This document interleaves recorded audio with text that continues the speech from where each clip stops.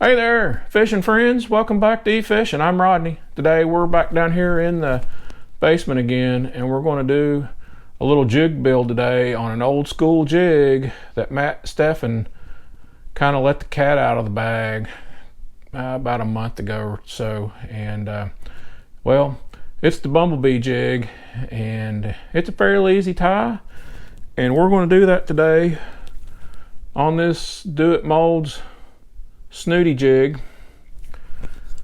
And this one's the 1/8 to 1/4 ounce, and we just went ahead and put some RTV silicone in that so we could put wire weed guards in that. Picked this thing up pretty cheap at a swap meet the other weekend, so thought we'd make a little jig tying video here. So here's our jig head, Snootie jig, and these, I poured all these in 3/16. That's kind of my favorite finesse weight that I like to throw. But y'all can see that thing, it's kind of got the wedge head on it and whatnot. It's, you know, real similar to the weedless Wally. That's not made anymore, but it's got more of a rounded bottom on it. That weedless Wally had more of a flat bottom here, so it would stand up. This is more of a grass jig, I guess, or swim jig. I guess you could use it as a swim jig. Since this is an old school jig color, I dug around in my box and I found some black living rubber, and I found some yellow living rubber too. Now, I haven't tied this one in a long time, but one thing about it is this yellow, it's not chartreuse. It's more, think about school bus yellow, okay, when you're thinking yellow, and it's not bright chartreuse. Now, you could tie this stuff up with silicone rubber too, and here's some, this is bright chartreuse right here, and this right here is yellow. If I hold these up here together, y'all can see there's a difference in that. So think about that school bus yellow if you're going to tie this thing up. We got our jig in the vise here, and for these wire weed guards, I like to bend them up here so that gets them out of the way. And we're going to take some just red thread here in the bobbin, and we're just going to take it and lay some down here to give that living rubber something to bite to, like that. And then since we got a little tag here,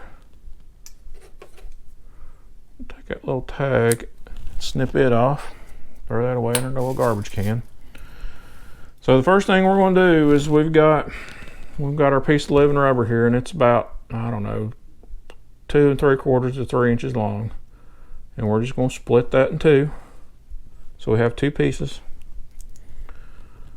And then our first piece here is we're just going to kind of lay it down here on the shank of the hook, and then we're just going to take our thread,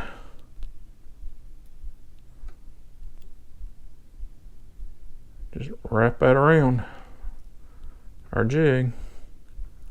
We're going to give it, I don't know, 4, 5, 6 good turns on there, put a little pressure on it. Then we're just going to take our other piece, and here there's a little gap right here, so we're going to start about right here with it, and then we're going to wrap that around.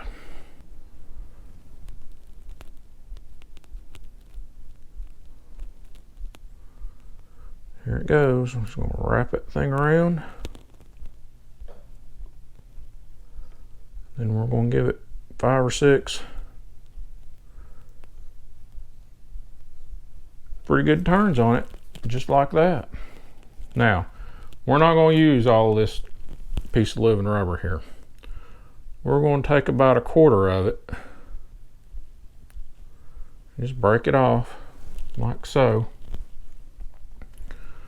and then we're going to just lay that down here on the back of our little jig right here, and kind of pinch it and wrap it around the collar there,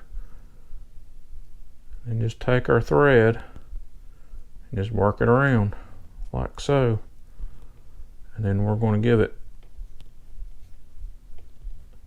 about 10 or so good wraps on it.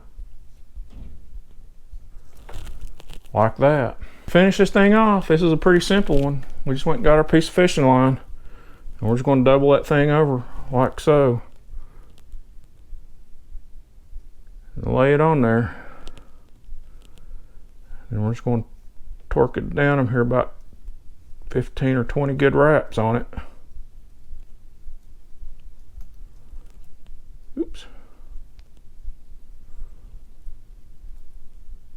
Well, something feels right about it. Then we'll just snip that off and pull this thing through. Now you could use a whip finish or whatever other knot you want, but if any of you guys out there have tied a guide on a fishing rod, it's the same knot as that, and well, I've never had it come undone, and I've never put glue or anything like that on it. So take it for what you want, but there it is. So to finish this off, all we got to do is to separate our living rubber here. And the easiest thing to do is pull that rubber and just cut it, and it'll separate. Now sometimes you'll get a few that don't separate. You just have to go back with your hands and take care of them. But it's real easy to take this and stretch it and get them things to pop out.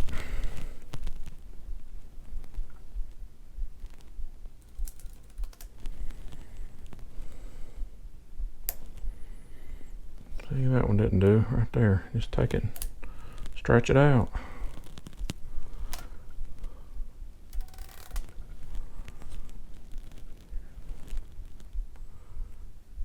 And ones that don't do it, you just keep stretching them and cutting them, and they'll eventually all be done.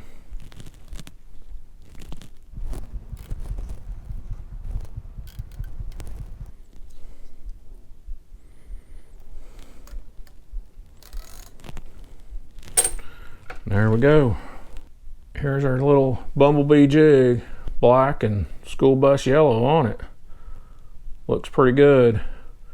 And I always like to tie that yellow on the bottom, because when it's laying down like this, you know, crayfish, they have a lighter bottom. So I don't know if that has anything to do with it or not, but that's how I always tied them, just like that.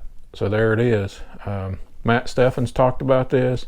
I think Randy Blockett talked about a black and yellow jig on his channel too at some point. So if y'all watch those guys, go check their channels out, and at least go listen to Matt Stefan talk about his experience with the black and yellow jig and how he kind of come across it. So tie you one up, give it a try. Let me know if y'all fished this thing. Cat's out of the bag, so there it is. I don't know, it's an old school color. Anyways, if you guys like this kind of stuff, make sure you give me a thumbs up down there. It helps the video get out to the algorithm. We're on our road to 1,000, and hit that subscribe button. We're almost there, and I'd appreciate any support y'all can give me. Anyways, I'm Rodney with eFishin. We got a little bumblebee jig. We're going fishing at some point, I hope. Some of this rain will stop and not be flooding out and everything. But anyways, we'll catch y'all out on the lake sometime. We're out.